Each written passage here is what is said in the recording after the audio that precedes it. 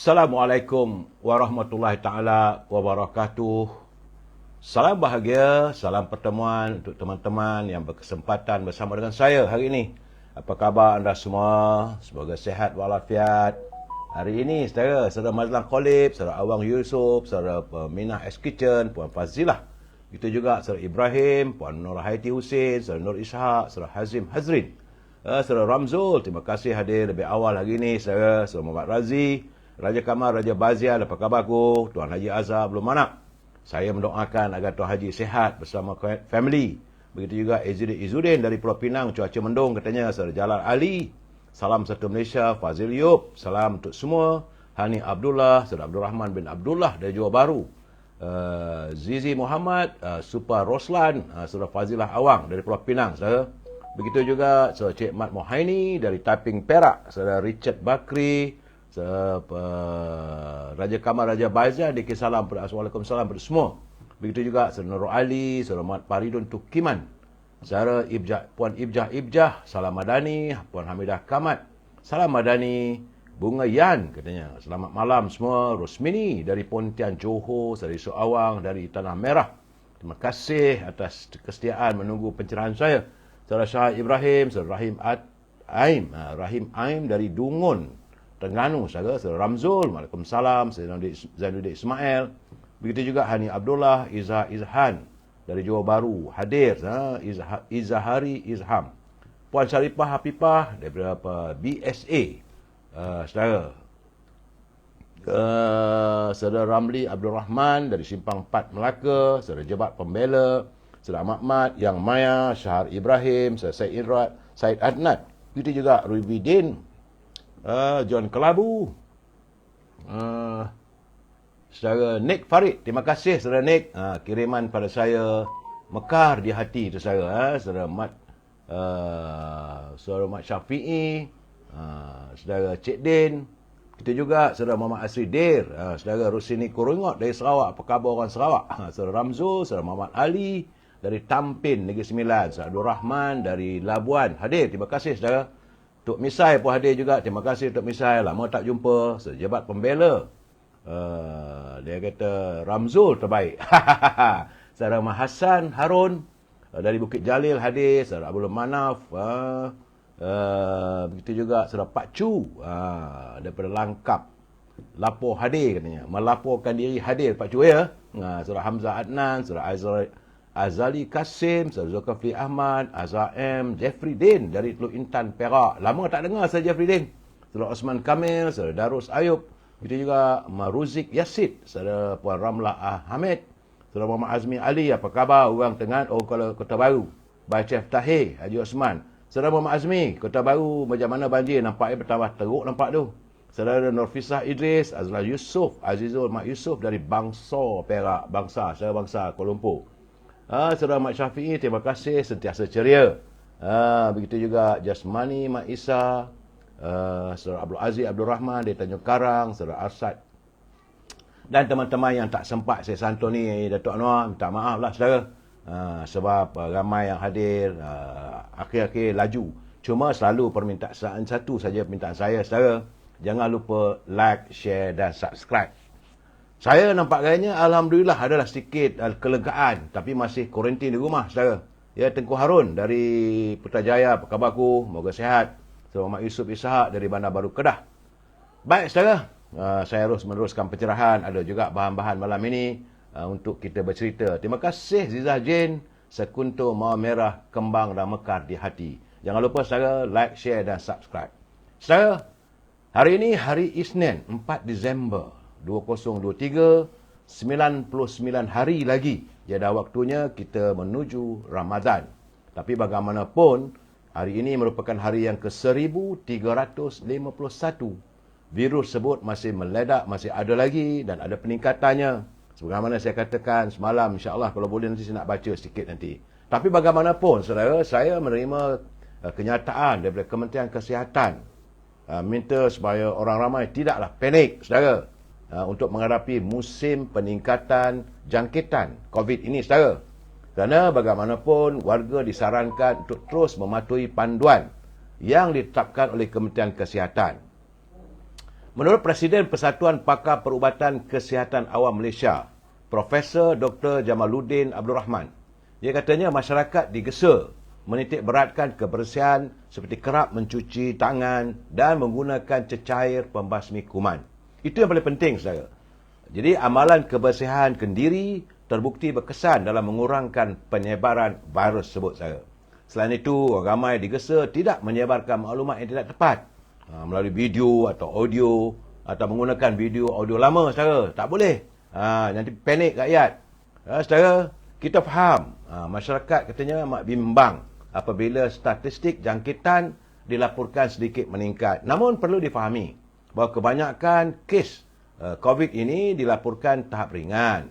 Pada masa yang sama, Kementerian Kesihatan Malaysia sedang mengambil langkah proaktif untuk mengawal situasinya. Kerana semalam laporan kita dapat sejumlah 3,626 kes jangkitan dilaporkan pada minggu epidemiologi yang ke-47, iaitu dari 19 hingga 25 November. Dia meningkat sekitar 57% berbanding, saudara, sekitar 2,305 kes yang direkodkan pada minggu sebelumnya. Jadi janganlah panik, saudara. Jadi sebab itu kalau bila kita merasa tak sihat badan, segeralah berjumpa dengan doktor. Tapi memakai pelitup muka di tempat yang sesak itu adalah lebih baik dan melakukan penjarakan sosial saja. Sebab itu semua orang harus positif. Mereka perlu mengasingkan diri untuk mencegah penyebaran virus kepada orang lain. Jadi mengasingkan diri dan mengikut garis panduan yang disyorkan bukan sahaja untuk keselamatan diri, tapi ia merupakan tanggungjawab sivik melindungi komuniti. Itu laporan daripada Kementerian Kesihatan yang saya terima, saudara. Jangan panik. Ini masalahnya tiap-tiap malam saya memberi pencerahan. Ada pula orang panik ataupun ambil video yang lama tu disiarkan. Itu tak betul, saudara. Selalunya kita harus mendapat pengesahan dari pihak yang bertanggungjawab, saudara. Cuma saya lihat, saudara, semalam punya jangkitan tu daripada pandemik yang semua meningkat sebenarnya, saudara. Macam di Selangor, jangkitan untuk tempoh seminggu ada 2,273. Wilayah Persekutuan 1,357. Kedah 334 jangkitan. Di Pulau Pinang 458. Kelantan ada 148. Mungkin kerana banjir, saudara. Di Perak ada 332. Yup, hati-hati. Begitu juga Negeri Sembilan 323. Pahang 231. Melaka ada 534. Melaka ni tempat orang suka melawat. Lawatan para pelancong ramai datang ke Melaka. Jadi sebab itu warga di Melaka hati-hatilah bila menerima tetamu, pastikan ada pelitup muka kita ataupun melakukan penjarakan sosial. Terengganu saya nampak ada peningkatan daripada 79 pada 303. Ini sepanjang seminggu, saudara. Bukan satu hari, ya. Putrajaya juga ada peningkatan daripada 46 kepada 239. Jadi, saudara, cuma saya ada dapat laporan sedikit, iaitu kematian ada 6 kematian dilaporkan. Jadi, saudara, berhati-hati dengan virus ini dan saya mengharapkan agar setiap warga sentiasa berhati-hati dan menyantuni laporan daripada Kementerian Kesihatan. Bukan hanya mendengar kabar berita, kadang-kadang orang suka buat berita yang bukan-bukan, saudara. Baik, saudara, itu laporan tentang virus yang sudah pun masuk hari yang ke 1351, saudara. Lama, bilalah nak usahanya tak tahulah, saudara. Dan hari ini hari Isnin, kita mula bekerja dan e-commerce dibuka semula. Jadi kalau teman-teman yang mempunyai produk, mahu saya mewawarkan produk anda, ya. Surah Bak Daud 37K, apa tu, saudara? Yang ingin mewawarkan produk anda, sila hubungi Al-Azhar di talian 011 330 41241. Hubungi Al-Azhar supaya membolehkan saya berurusan mewawarkan produk anda, saudara. Al-Azhar masih memasarkan sangi al-bakurnya, haruman untuk rumah kita. Teringat, saudara, rumah yang harum semerbak itu adalah kecintaan para malaikat dan kebencian para syaitan. Memanglah, saudara, kalau kita wangi, syaitan tak dapat. Kalau kita busuk, buruk, orang bermakai yang buruk-buruk, itulah kegemaran para syaitan. Sebab itu Al-Azhar juga memasarkan minyak wangi dari tanah Arab yang dihasilkan daripada pati kayu gaharu. Kalau anda tak dapat menghubungi Al-Azhar, boleh hubungi Siti Farehah di talian 017 7114300. Jangan lupa Dendeng Manis Siti Farehah dan Simpulan Kasih Cik Siti. Dua produk yang dipasarkan olehnya. Harga murah, harga ramah, masih harga lama, saudara.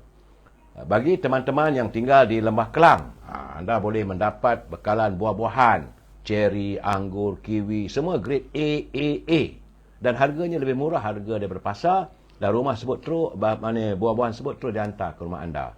Hubungi Syauqi di talian 012-357-5703, saudara. Dan akhir sekali, ini selalu saya katakan, makanan kegemaran saya, iaitu Popia Sira Lady Maria. Memang sedap, saudara.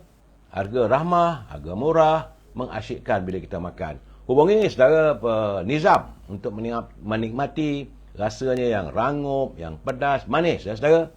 Nizam boleh dihubungi di talian 019-435-1203. Terima kasih, saudara.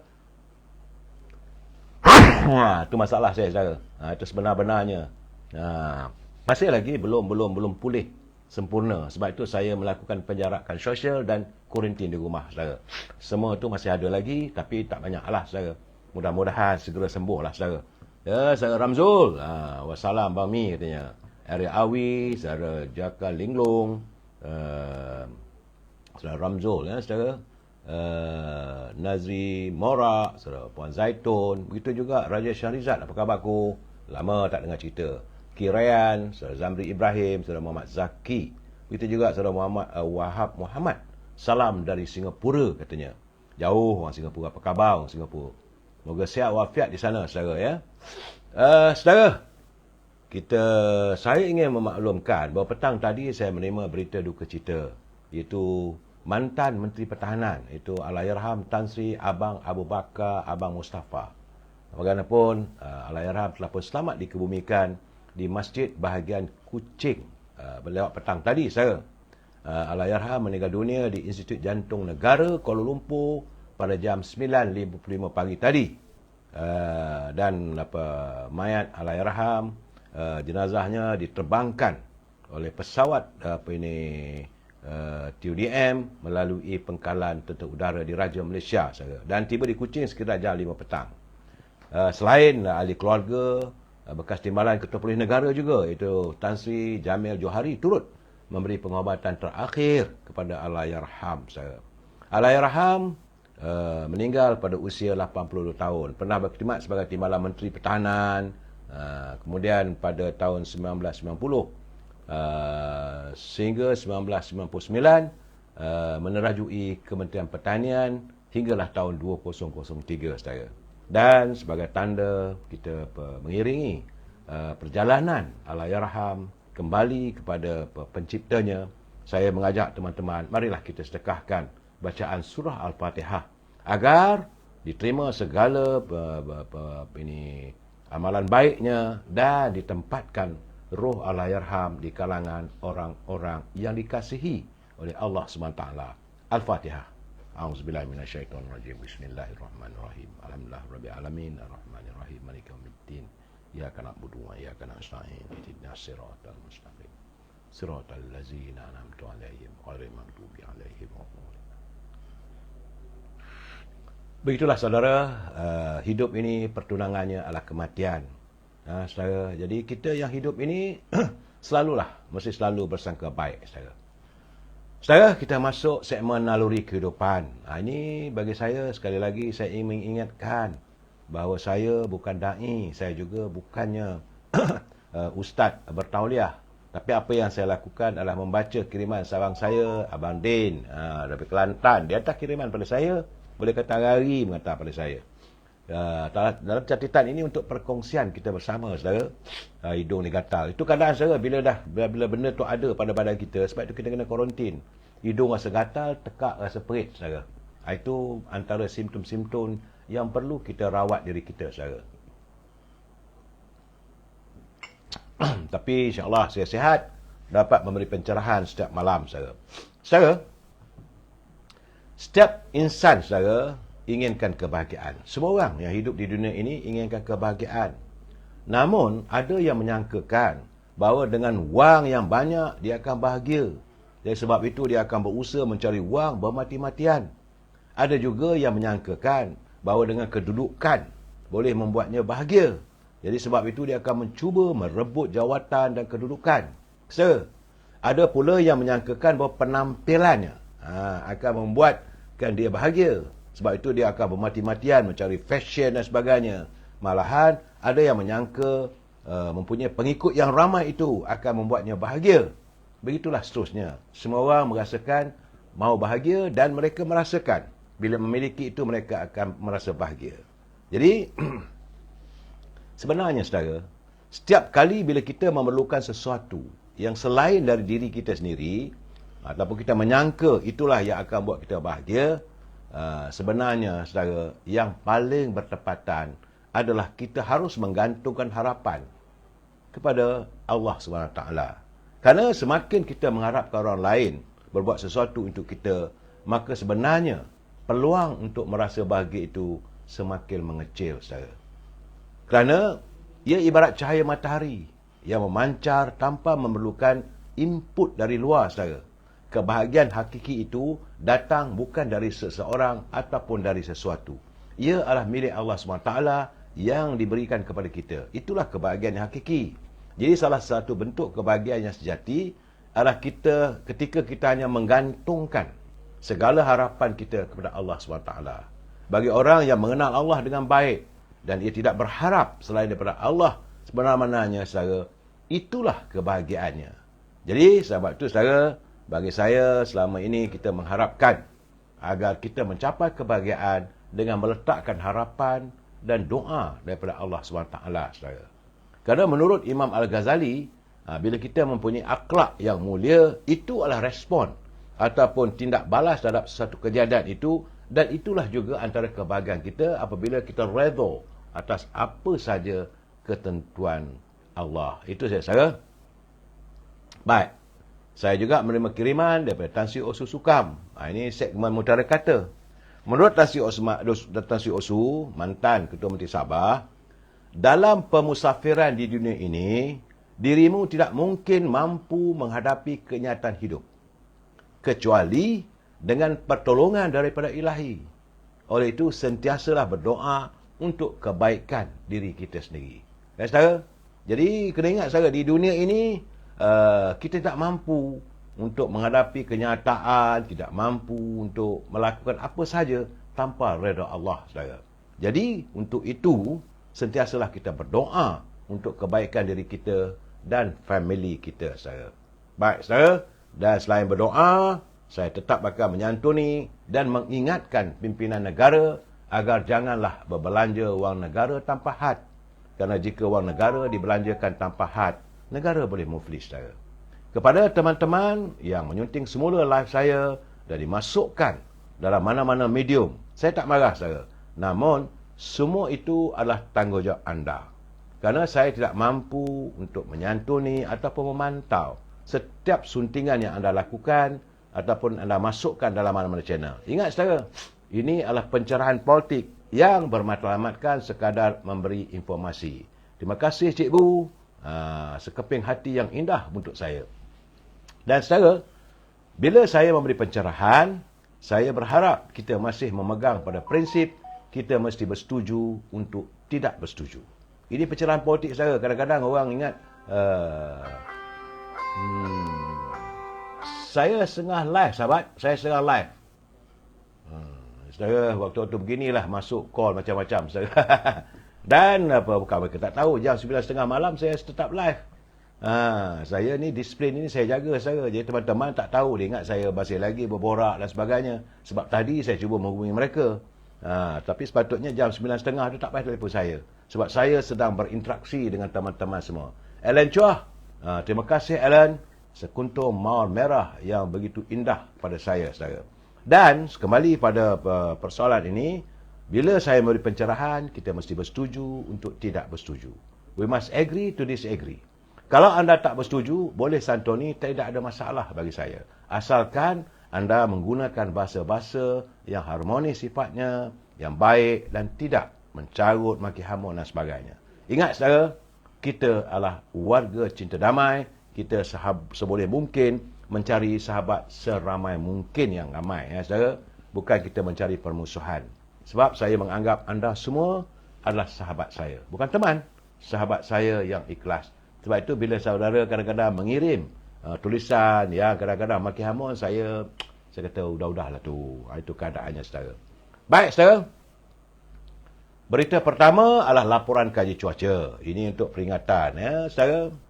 Jabatan Meteorologi Malaysia telah memulakan amaran bahawa hujan berterusan pada tahap waspada di seluruh Terengganu serta beberapa kawasan di Kelantan dan Pahang.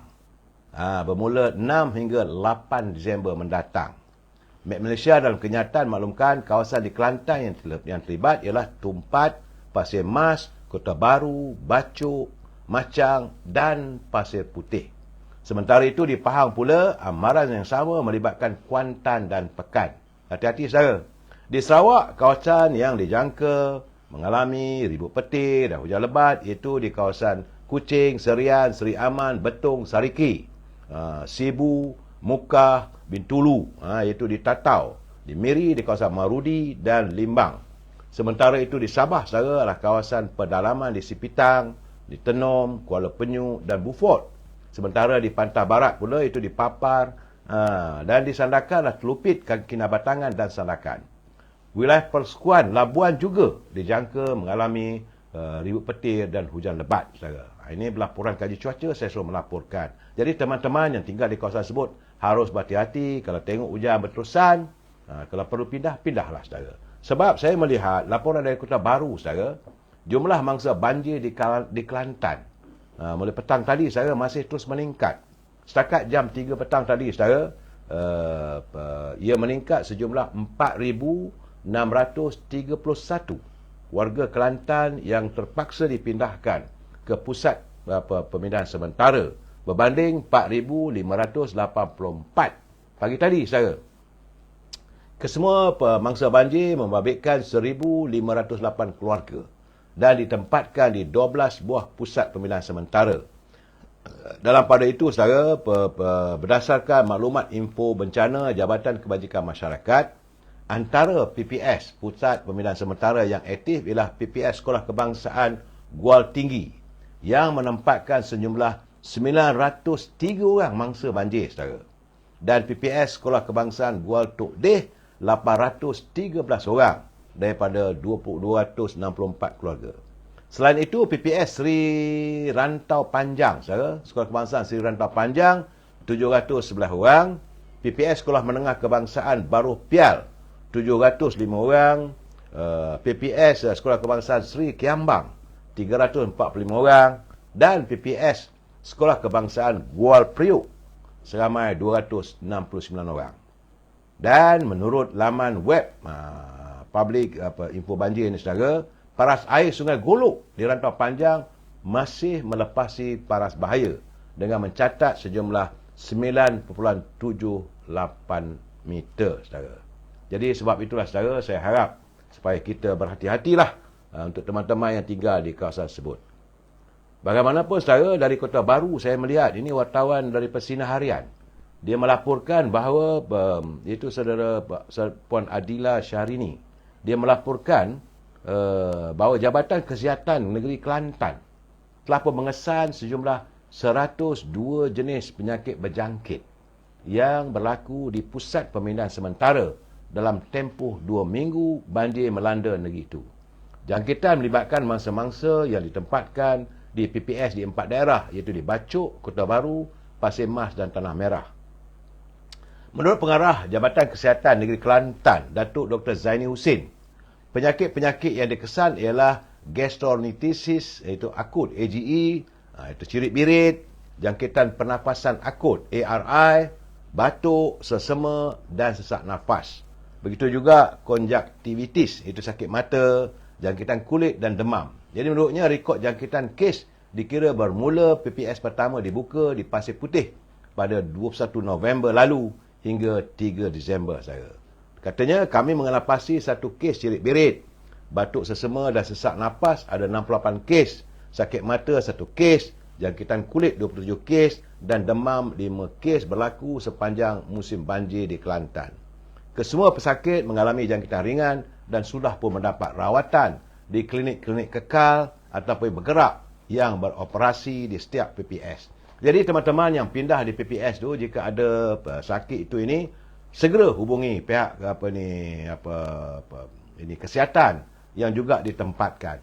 Ya, pusat pindahan sementara yang disediakan oleh kerajaan saudara, dia merangkumi keselamatan, ada polis yang jaga, ada pihak bomba, begitu juga ada klinik bergerak. Kalau rasa berat, barulah dibawa ke hospital. Jangan risau. Kalau rasa sakit, segeralah bertemu dengan pegawai-pegawai kesihatan. Jadi bagaimanapun menurut Dr. Zaini, tidak ada sebarang jangkitan COVID saudara. Jangan risau. Itu gambaran yang saya terima dari Kota Baru. Bila berlaku banjir, orang dah ramai, memanglah mudah penyakit itu berjangkit saudara. Dari Jakarta, saya menerima laporan bahawa Gunung Merapi, sebagaimana yang saya katakan 3 hari dulu, masih meletus dan abunya bertebaran sejauh 3 km saudara. Gunung Merapi yang juga merupakan Merapi paling aktif di Pulau Sumatera meletus lagi petang semalam saudara. Jadi menurut Pusat Vulkanologi dan Mitigasi Geologi Indonesia, keletusan pada jam 2.54 petang waktu tempatan memuntahkan abu hingga bertebaran sejauh 3 km. Dan ia kabarnya ia turut mengorbankan 11 orang pendaki yang pada mula tak tahu bahawa gunung itu akan meletus. Seramai sejumlah 11 pendaki disahkan maut oleh anggota penyelamat Indonesia berikutan ledakan Gunung Merapi di Sumatera Barat petang semalam saya. Kini pencarian untuk mencari 12 lagi, ada 12 orang lagi hilang. Itu keadaan saya nampaklah gambar-gambar tu habis badannya diselubungi oleh semut, selut dan debu-debu ledakan Gunung Merapi saya. Itu di Indonesia. Jadi teman-teman yang mahu ke Jakarta, harap berhati-hatilah apabila menyusuri. Saya pernah sampai ke kawasan itu saudara, main golf, cantik kawasannya saudara. Tapi bila berlaku ledakan gunung berapi, habis kawasan desa semua tu, boleh katakan ganap saudara. Dan okey saudara, selepas saya melaporkan keadaan cuaca, keadaan macam mana alam di Indonesia, saya ingin menyatakan, banyaklah media-media sosial pun telah menyatakan bahawa mulai hari ini saudara, mereka yang layak untuk menebus kredit e-tunai e-Madani sejumlah RM100 bermula jam 8 pagi tadi sudah pun dibuka hinggalah 20 Februari 2024. Jadi saudara boleh mendaftar ataupun membuat akses atau membuat pemantauan saudara. Menurut Kementerian Keuangan, orang ramai boleh menyemak kelayakan di portal rasmi https://manfaat.mof.government -individu e-Madani saudara. Dan mereka boleh menggunakan kredit RM100 e-Madani untuk sebarang transaksi secara fizikal di 1.8 juta peruncit atau perniagaan melalui dompet pilihan ataupun kod QR, itu duit now saudara.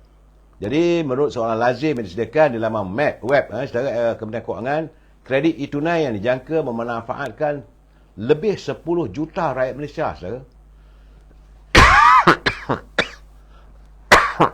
Tak maaf saudara, saya tak berapa sihat, tapi bila terganggu tu jangan marah saudara. Dan sejumlah 10 juta rakyat Malaysia boleh menggunakannya pembelian fizikal melalui penyediaan perkhidmatan e-dompet. Setelah itu, pemohon juga boleh merupakan penerima sumbangan tunai rahmah berdasarkan rekod 7 November lalu, ataupun pendapatan mereka kurang daripada RM100,000 ke bawah setahun. Jadi kalau RM100,000 lebih kurang dalam RM8,000 lah saudara. Kalau pendapatan anda kurang RM8,000, boleh membuat semakan untuk mendapatkan e-Madani saudara. Katanya sementara itu saya makan laman web dan aplikasi penyedia e-dompet. Antara insentif disediakan termasuklah 1,000 mata Go Reward serta voucher bernilai lebih RM500 bagi pelbagai barangan runcit, makanan dan minuman, pembayaran bil dan sebagainya saudara. Itu ada kelebihannya. Jadi saudara, mendaftarlah, teruskanlah. Jangan kata bahawa pimpinan kerajaan mengabaikan kita. RM100 pun ambil lah saudara. Jangan kita sombong, tak baik saudara. disediakan orang. Macam kadang sahabat-sahabat kita, bila mereka berada dalam musafir, kalau tinggal Kuala Lumpur, berada di Kedah, buatlah jamak awal. Bila kita mau laku jamak, soalnya kita sombong. Tuhan bagi kita kredit. Saudara. Itu contoh, saudara. Maafkan saya ini bukan da'i, saya bukan ustaz. Tapi saya kata kadang-kadang, bila saya pergi ke kawan saya itu hari, saya pergi ke Kemaman. Dalam pemusafiran, apa salahnya kita solat, lepas tu kita jamak lah. Bila tak jamak tu kadang-kadang kita tunjuk keangkuhan. Itu masalahnya. Bila ada RM100, ambil saudara, rezeki. Baik saudara, saya harus melaporkan salam dari Gaza. Nampak gayanya saudara, Israel teruslah membedil Gaza saudara, tanpa menghiraukan kebimbangan dunia. Saudara, ia berterusan menghujani Gaza dengan berdilan. Walaupun dunia menekankan kebimbangan, bakal berlaku peningkatan kematian orang awam. Dia semalam Hamas mengatakan 240 mangsa terbunuh sejak bom diledakkan di Gaza saudara. Ia membabitkan pengeboman sebuah bangunan 6 tingkat di kamp pelarian Jabalia dan keseluruhan sebuah blok dalam kawasan kejiranan di Gaza City. Malahan, bunyi tembakan senjata berat automatik bertubi-tubi juga kedengaran dalam rakaman kamera langsung yang tersiar dalam beberapa media sosial, saudara. Dan saya melihat, saudara, bagaimana tentera Zionis, nampaknya mereka semakin kemaruk dengan darah rakyat Gaza, rakyat Palestin, saudara. Mereka terus menggila, melakukan bom, meledakkan bom di kediaman penduduk awam. Bukannya kediaman atau barak tentera dan sebagainya. Sebab itu semalam sekurang-kurangnya tambahan 14 orang terbunuh, termasuk kanak-kanak dan wanita. Ya, apabila Israel mengebom sejumlah kediaman di kamp pelarian Nuzirat di tengah-tengah kota Gaza, saudara. Menurut sumber, pesawat tentera Zionis melancarkan serangan udara di kediaman keluarga Asar dan Zakut dalam kamp tersebut, menyebabkan 14 kematian. Angka korban dijangka meningkat dari masa ke semasa. Serangan sejak 7 Oktober lalu, saudara, telah pun menyebabkan lebih 16,000 warga Palestin di Gaza yang terkorban. Astaghfirullahaladzim. Semoga Allah melaknati mereka, saudara. Dan sekarang ni, saudara, saya difahamkan di Ramallah bagaimana pendatang Israel menyerang 2 perkampungan di Palestin di tepi barat serta membunuh seorang lelaki dan membakar sebuah kereta. Demikian menurut pihak berkuasa Palestin. Mereka datang secara haram di perkampungan, menyerang orang kampung, membakar kereta. Kezaliman itu ditunjukkan. Dia bukan askar pun, saudara. Itu perkhidmatan ambulan Palestin berkata mangsa berusia 38 tahun di bandar Qorawat Bani Hasan, iaitu di utara tebing barat. Beliau ditembak mati pada bahagian dada ketika penduduk kampung terbabit berdepan dengan pendatang Israel dan tentera rejim Zionis. Mereka datang sebagai pendatang haram sebab mereka melihat kawasan sudah pun ada kekosongan dan sebagainya. Mereka mahu menghuni tanah itu. Dan bila ada tengok warga Palestin, ditembak oleh mereka. Itulah kekejaman yang melampau, saudara. Saya juga dapat laporan bahawa Israel sedang menggunakan strategi baru dengan melakukan pembahagian sebenarnya Gaza kepada 2,375 blok kawasan. Jadi reti sekarang ni peta Gaza, saudara, diracik-racik kepada 2,375 blok kawasan. Kononnya itulah tempat untuk rakyat Gaza untuk kembali. Rumah tak ada, apa tak ada. Macam kita bila kita cari tanah, kita beli tanah,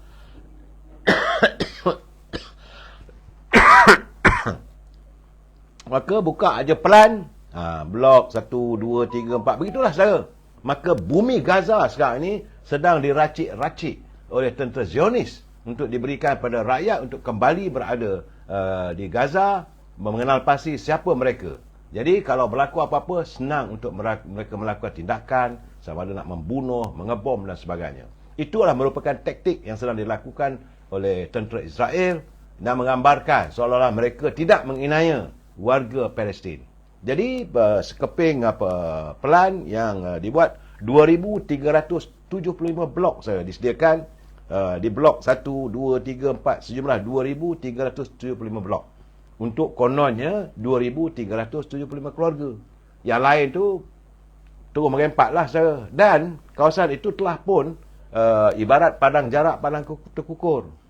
Itu keadaan cara mereka melakukan penghinaan dan pengkhianatan terhadap warga Gaza, saudara. Aduh, saya tak boleh melapaskan kata-kata lebih teruk daripada itu. Dan saat ini, saudara, saya jam 12 tengah hari tadi, saya menerima maklumat lagi, saudara. Berdelan Israel masih lagi mengenai bangunan kediaman di kawasan kejiranan di Al-Tanong, dekat timur Rafah, selatan semenanjung Gaza, yang meragut banyak lagi nyawa, saudara. Jadi imej yang diperlihatkan oleh Al Jazeera menunjukkan serangan mengakibatkan kemusnahan yang meluas, kesan daripada tembakan dan bom. Kelihatan juga usaha mencari dan menyelamat dilakukan oleh anggota pertawanan awam serta penduduk kawasan, saudara. Jadi bagaimanapun, menurut saya dipahamkan, Brigade Al-Qassam petang tadi melaporkan bahawa sayap tentera Hamas memaklumkan bahawa tentera Israel sudah berundur dari bahagian utara Gaza apabila kumpulan pejuang itu menyifatkan operasi rejim Zionis gagal dan mengatakan sebanyak 70% anggota tentera Israel di utara itu sudah tiada. Mungkin gamaknya ramai jugalah mereka yang terkorban dan juga macam perang ni kalah perang lah, saudara. Itu kata Brigade Al-Qassam. Demikian menurut laporan media Arab. Bagaimanapun, Hamas mengecam negara England, United Kingdom, kerana merancang untuk melancarkan pengawasan melalui udara ke atas semenanjung Gaza dengan menggelarkan negara itu sebagai rakan dalam perang Israel. Jadi Hamas mengecamlah tindakan England menghantar pasukan peninjau. Tak perlu nak tengok lah, dah keadaan dah panjang jarak perang terkukur. Itu kata Hamas, saudara. Sebenarnya, saudara, tiada tempat yang selamat di Gaza. Laporan yang saya terima juga, tiada lagi kawasan selamat di semenanjung Gaza. Menurut pegawai kanal Hamas, Osama Hamdan, Israel sebenarnya telah berbohong kepada dunia. Kononnya wujud kawasan selamat. Ialah itu, sebagaimana saya kata tadi, dia meracik-racikkan kawasan. Sebenarnya tak ada kawasan yang selamat lagi di Gaza, kesan daripada tindakan zalim Zionis di Gaza. Dan mengenai pencerobohan oleh Israel di semenanjung Gaza, ia begitu jelas bahawa dakwaan pendudukan sejak permulaan perang agresifnya tentang kewujudan kawasan selamat di selatan semenanjung sebenarnya tak ada. Gaza sudah jadi bagaikan parang jarak padang terkukur, saudara. Bagaimanapun, Hamas amat berterima kasih kepada Perdana Menteri Belgium, Alexander De Croo. Katanya dia telah pun bercakap dengan Presiden Israel mengenai Gaza dan menggesa supaya tidak lagi penduduk awam menjadi mangsa pertempuran. Sementara itu, Perdana Menteri Sepanyol, Pedro Sanchez, beberapa kali mencetuskan kemarahan Israel atas komen-komennya, atas dakwaan-dakwaannya. Ya, sebenarnya, saudara, untuk saat ini, kalaulah usai saja peperangan di Gaza, kalau berlaku gencatan senjata di Palestin, maka ramailah lagi anak-anak yatim akan berada di Gaza. Gaza melalui pejabat media Gaza melaporkan kira-kira 700 rakyat Palestin terbunuh menyebabkan kanak-kanak kehilangan ibu bapa. Adalah visual yang tunjukkan sedih, saudara. Anak-anak kecil yang tak berdosa tercari-cari kedua ibu bapa mereka. Bayangkan, saudara, kalau anak-anak kita dah tak ada, tercari-cari di mana ibu dan bapanya. Memang zalimlah, saudara. Sebab itu, saudara, di Istanbul, Perdana Menteri Presiden Turki, iaitu Tayyip Erdogan, berkata dalam mesyuarat Jawatankuasa Pertubuhan Kerjasama Islam OIC, Perdana Menteri Israel Benjamin Netanyahu sepatutnya dan akan dibicarakan sebagai penjenayah perang kerana pembunuhan orang awam berterusan di semenanjung Gaza. Di Baitul Muqaddis, AFP melaporkan tentera Israel hari ini berkata 3 lagi askarnya terbunuh. Mereka beri alasan askar mereka terbunuh dan sebagainya. Tapi kata Tayyip Erdogan bahawa sewajarnya OIC memulakan tindakan untuk membawa Benjamin Netanyahu, manusia yang kemabukan darah warga Palestin, dibawa ke perbicaraan antarabangsa kerana tuduhan jenayah perang yang teramat dahsyat. Belum pernah berlaku peperangan yang sebegitu hebat di Gaza. Jadi, Benjamin Netanyahu, dia mempunyai saham yang besar. Tangannya kini berlumuran dengan darah-darah warga Gaza yang tidak berdosa. Sewajarnya Benyamin Netanyahu dibawa ke Mahkamah Pengadilan Antarabangsa atas tuduhan sebagai penjenayah perang. Begitu juga beberapa menterinya. Ini keadaannya, saudara. Mungkin sekarang ni dia masih jadi Perdana Menteri. Apabila dia tidak lagi menjadi Perdana Menteri, pastilah Mahkamah Dunia akan mengambil tindakan kepadanya. Kau tunggulah, Benyamin. Bagi saya lah keganasan yang dilakukan. Itu keadaannya, saudara. Baik. Dari Gaza, kita kembali ke tanah air, saudara. Tadi hari ini, Yang Amat Berhormat Datuk Seri Zahid Hamidi membuat kenyataan bahawa sebenar-benarnya ini kesan daripada pilihan raya di Kemaman. Dia kata bahawa Datuk Seri Presiden UMNO, Datuk Seri Dr. Ahmad Zahid Hamidi menegaskan tidak ada peningkatan sokongan kepada calon PAS dalam pilihan raya kecil Kemaman Sabtu lalu. Sebaliknya, terdapat kekurangan pengundi putih UMNO sejumlah 10,000. Jadi sebab itu apabila hanya 68.3% saja pengundi putih UMNO yang keluar mengundi, maka ianya telah menyumbang kepada majoriti yang bertambah kerana pengundi kita tidak keluar. Jadi Presiden UMNO dia sedar bahawa ramai juga pengundi-pengundi putih yang sepatutnya menyokong UMNO tidak keluar mengundi. Jadi katanya kemenangan Datuk Seri Ahmad Samsuri Mokhtar tidak boleh dianggap sebagai referendum kerana ia suatu kepompong yang kecil. Mana mungkin katanya daripada 141,000 pengundi di Kemaman dianggap sebagai satu referendum. Dan katanya kita berharaplah pimpinan daripada PAS janganlah bermimpi di siang hari. Jadi dalam waktu yang sama Datuk Seri Zahid Hamidi menafikan. Waktu itu dia juga menafikan bahawa beliau mengidap penyakit kanser. Tak ada katanya. Dan ada pula mengata dia akan letak jawatan. Tak ada. Dia kata dia menafikan. Sebagaimana didakwa oleh beberapa blogger-blogger yang tidak menyenangi terhadap Presiden UMNO kita, saya. Malahan beliau mengesahkan bahawa beliau kini kembali sihat setelah menjalani prosedur pembedahan prostat. Katanya saya sendiri pun tidak tahu akan melakukan perkara ini, iaitu letak jawatan. Tak ada. Tapi orang melaporkan kononnya dia terpaksa letak jawatan kerana sakit serius. Tak ada. Dan dia kata saya memang ada menjalani pembedahan prostat.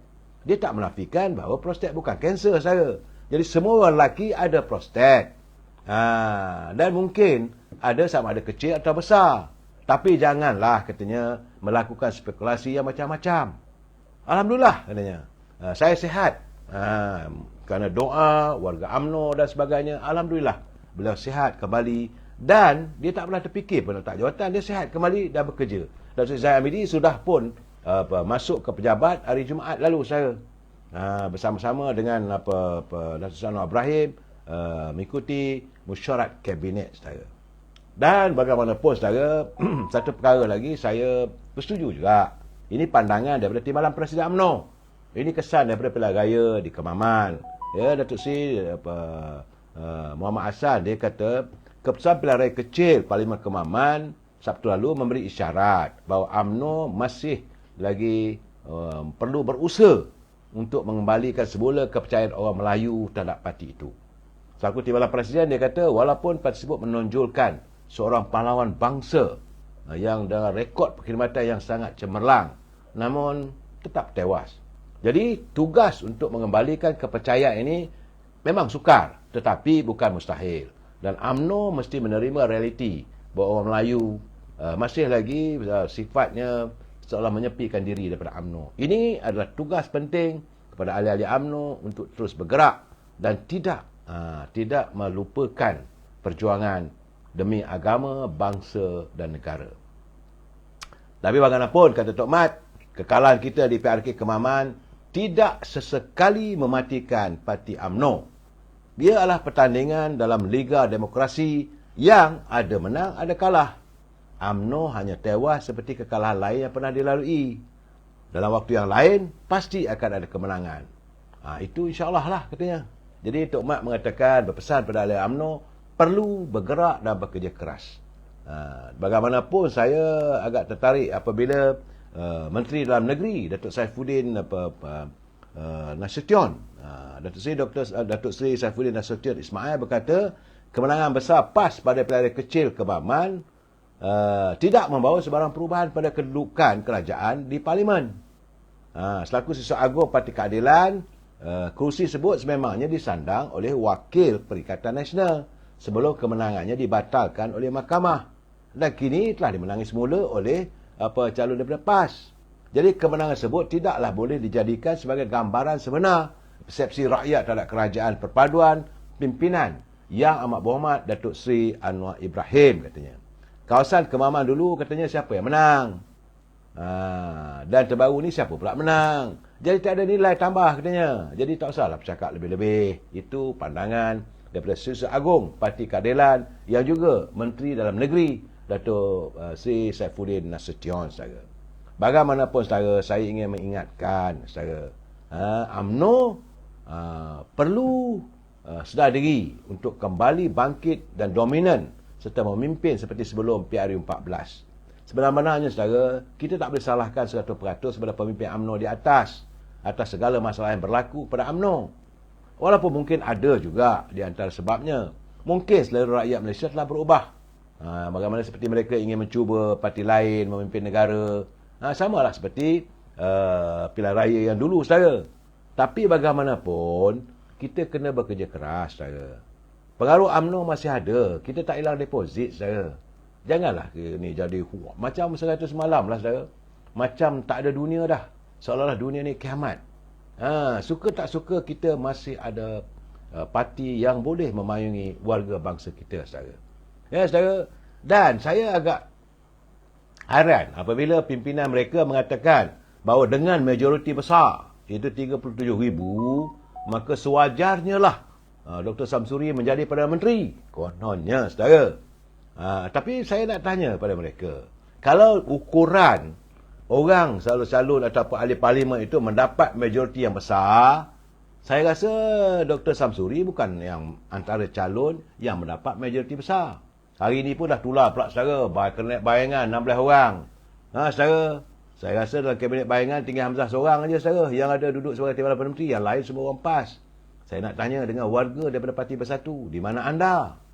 Nampak gaya macam-macam jawatan, saudara. Menteri Pertahanan itu, ni memang ramailah konon, tapi 16 orang saja menteri. Nak buat kerja macam mana? Bagaimana dengan mereka kononnya dapat sokongan daripada pimpinan daripada Sabah dan Sarawak? Tak ada seorang pun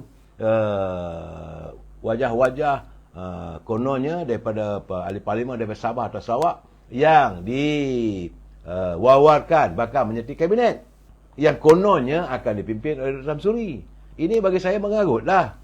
Sebab kerajaan Malaysia, sejak tertubuhnya Malaysia ini, kita tidak pernah menafikan UMNO, Barisan Nasional, malahan kerajaan perpaduan hari ini tidak pernah menafikan keberadaan ahli-ahli parlimen daripada Sabah dan Sarawak.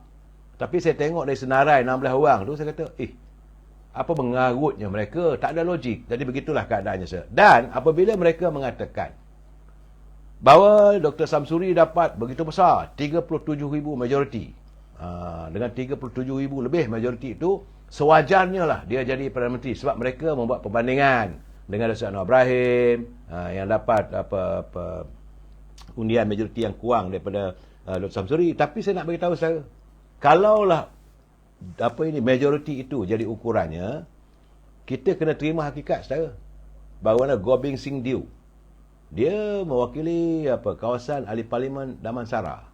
Gobind Singh dapat 124,619 majoriti, saudara. Bukan kecil, bukan 37, apa kelas, saudara. Begitu juga kalau tak ada Gobind Singh Dew, Datuk Seri Dr. Muhammad Sabu, ahli parlimen Kota Raja, pilihan raya baru ni, dia dapat 73,998 majoriti. Apakah boleh dijadikan sebagai ukuran? Kononnya Dr. Samsuri dapat 37,000 tu majoriti besar. Datuk Seri Muhammad Sabu 73,998. Bagaimana dengan ahli parlimen daripada Bangi, iaitu saudara Syahrizan Johan? Dia dapat 69,701 undi. Majoritinya, saudara. Jadi saya haraplah janganlah kerana kita kegilaan kita untuk membuat perbandingan kononnya dengan majoriti begitu wajar jadi Perdana Menteri. Saya kata kalau gitu Datuk Seri Muhammad Sabu pun boleh, ataupun Syahrizan Johan pun boleh. Begitu juga banyak lain. Hanayo dapat 59,000. Sedangkan Kemaman cuma 37,129. Jadi bagi saya harap berhentilah kerja-kerja mengarut ini, saudara. Saya lah niat, saudara, dalam keadaan begini, jangan meroyan. Saya haraplah mereka jangan mewujudkan suasana yang seolah-olah berlaku ketidakstabilannya. Saudara Abdul Hamid, dia kata betul. Berangan tu free, betul. Tak ada kena bayaran untuk berangan. Saya tengok, saya ketawa, saya. Bila kononnya, Perdana Menterinya, Dr. Samsuri, Timbalan Perdana Menteri, Hamzah, Peti yang lain tu semua orang PAS, menterinya. Jadi saya nak tanya, Bersatu ke mana pergi? Bagaimana menteri ahli Parlimen dari Bersatu? Dan anda tersisih macam mana dengan kononnya panglima mereka yang berada Dewan macam Awang Hashim? Tak ada pun. Bagaimana antara pemimpin yang saya hormati dari PAS seperti Dr. Latif, Datuk Latif, Yang Muhammad Latif dari Kuala Kerai. Apakah beliau dipisahkan? Saya nampak ada sesuatu yang tak kena, saya dalam peraturan ini, dan saya nampak juga seolah-olah PAS sudah pun mau menafikan keberadaan pimpinan Bersatu. Dan cerita selama hari ini kita dah bercakap, saya bahawa mau melakukan tebuk atap, manakala jatuh kerajaan pimpinan Datuk Seri Anwar Ibrahim ini, Tasimuddin lah akan jadi Perdana Menteri, saya, ataupun ada pula mengatakan Isyamuddin lah. Tiba-tiba saya tengok bila menang saja 37,000 di Kemaman, beralih pula pada Dr. Samsuri. Saya kata, tang mana datang logiknya mereka ni? Berubah-ubah, saya. Berubah-ubah. Dan untuk pandangan saya, saat ini mereka cuma ada 69 kursi saja Perikatan Nasional, saya. Perikatan Nasional cuma mempunyai 69 kursi sebab 5 dah melompat. Kalaupun tidak keluar parti, tapi sudah pun menyatakan sokongan kepada pimpinan Datuk Seri Anwar Ibrahim. Saya DJ Yuli dia kata, Perikatan Nasional gelabah lah tu. Sebab mereka melihat bagaimana sokongan terhadap PMX kian bertambah. Dan saya dipahamkan akan ada lagi. Jadi Ikhwan dia kata nampaknya PAS sekarang ni dah nampak besar kepala. Sebab baru nampak bayang-bayang saja, baru menang sikit ya saudara di Kemaman, dah nak tubuh kerajaan, dialah calon Perdana Menteri. Saya tiba-tiba saja warga PBM ni seolah dilupakan. Sebab itu saya dah pesan dari dulu lagi. Sejauh mana ikhlasnya pimpinan daripada PAS ini terhadap gabungan dalam Perikatan Nasional. Ini saya bukan nak marah, tidak. Bagaimana kata tadi saya, berangan itu percuma. Tak ada kena bayar pun, tak ada masalah. Saya Tahir, jangan. Saya tak mau saudara, tak boleh. Tuduh itu tuduhan saudara, bukan Hamzah menyimpan minyak masak. Yang sedang didakwa di mahkamah, kita tunggu pembicaraannya anak dia. Tak betul Seri Tahir. Saya, teman-teman, kalau yang tak betul, saya katakan tak betul. Saya tak suka menuduh yang bukan-bukan ID, saya kena perbetulkan. Jadi bagi saya lah, saudara, soalnya sekarang ni, tiba-tiba saja. Sedangkan, ini saudara, dalam saat-saat, kononnya Dr. Samsuri ini bakal mendapat sokongan. Kononnya ada ahli daripada Perikatan Pakatan Harapan, khususnya daripada UMNO. Ada pula yang bakal tak jawatan untuk pilihan raya. Macam mana kata ini Dato' Ahmad Maslan lah. Kalau 10 orang, kata 1 bilion lah. Tiap-tiap seorang, kalau mereka letak jawatan atau keluar parti, dia kena bayar 100 juta. Bukan main-main, saudara. Itu ada perjanjian. Dan hari ini, saya dah bagi tahu, kalau 10 orang pun tidak akan merubah keadaan. Semalam saya dengarlah, kononnya ada pimpinan tertentu sudah pun terbang ke Sabah dan Sarawak. Tapi hari ini bila saya tengok, cadangan barisan kabinet, tak ada pula di Sabah dan Sarawak. Jadi saya kata, ini percaturan politik. Apa dia orang ni? Bagai nak rak lah. Teman-teman kita yang menjadi pemain-pemain media sosial, macam-macam cerita saya. Begitu yakinnya bahawa Datuk Seri Anwar Ibrahim akan ditumbangkan. Saya nak bagi tahu sekarang ni beliau mendapat 152 sokongan, saudara. Bukan kecil anak. Dan kalau bertambah lagi, saudara, orang kita buat gigit jari je. Di saat-saat kononnya, orang kata nak ada yang lompat, ada yang tarik sokongan, tiba-tiba dari Perak, saudara. Saya melihat, saudara, bagaimana wartawan Muhammad Zul Syamini Sofian daripada Berita Harian, dia melaporkan bahawa selaku beliau sebagai naib pengurusi PR Perak, iaitu Muhammad Arafat Varisai Muhammad, dia mendakwa sekurang-kurangnya 3 orang ahli Dewan Undangan Negeri daripada pembangkang di Perak akan mengumumkan sokongan kepada kerajaan negeri. Bagaimanapun dia kata tak maulah mendedahkan nama, tetapi katanya dia telah pun berjumpa dengan 2 ahli Dewan Undangan Negeri daripada pembangkang yang akan menzahirkan sokongan terhadap kepimpinan Yang Amat Berhormat Datuk Seri Syahrani, kerana merasakan bahawa yalah, maklum saja Perikatan Nasional di Perak pun tak ada mesyuarat, tak ada pertemuan, tak tahu, seolah macam terbiar saja. Dapatan saya begitulah. Dan katanya 2 orang tu dah jumpa daripada 2 bulan dulu, dan terbaru pun jumpa masih lagi kekal melahirkan hasratnya untuk mengumumkan sokongan terhadap kepimpinan Datuk Seri Syahrani, kerana nampak agaknya kerajaan di Perak dah stabil. Begitu juga kerajaan di Persekutuan yang dipimpin oleh Datuk Seri Anwar Ibrahim juga semakin stabil. Itu keadaan dapatan saya. Jangan marahkan saya, laporan begini. Kerana menurut Muhammad Arafat, dia selaku naib pengurusi PKR Perak, dia akan beritahulah nama dalam waktu terdekat 2 orang, saudara. Itu kerana katanya hasrat mereka adalah untuk membantu rakyat dengan mengukuhkan kerajaan negeri melalui sokongan terhadap kepimpinan. Jadi sokongan diberikan itu tanpa memerlukan tiga-tiga mereka itu melompat parti masing-masing. Mereka akan kekal berada dalam parti masing-masing dan tidak menyeberang, duduk di blok kerajaan. Tetapi saudara, dia menyokong kepimpinan. Namun ia lebih kepada menyokong kepimpinan Menteri Besar Datuk Seri Syahrani Muhammad. Kata Muhammad Arafat, yang juga beliau sebagai adun Hulu Kinta, alasan diberikan oleh adun terbabit 2 orang tu yang bertemu dengan dia, menyatakan sokongan itu adalah sebabkan yakin terhadap kepimpinan Syahrani di peringkat negeri serta terhadap Perdana Menteri Datuk Seri Anwar Ibrahim di peringkat pusat. Wakil rakyat pembangkang berkenaan juga gembira melihat kestabilan politik yang berlaku di Perak, katanya. Dan itu bagaimanapun, tiba-tiba ada wartawan berjumpa dengan ketua pembangkang, iaitu Razman Zakaria daripada PAS.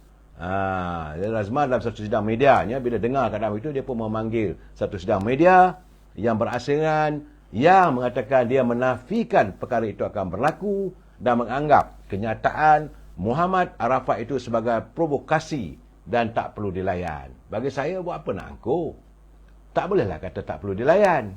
Kalau ada orang dah berjumpa, dia patutnya mengatakan saya akan siasat, saya nak jelaskan. Dia tak bolehlah kata tak perlu dilayan.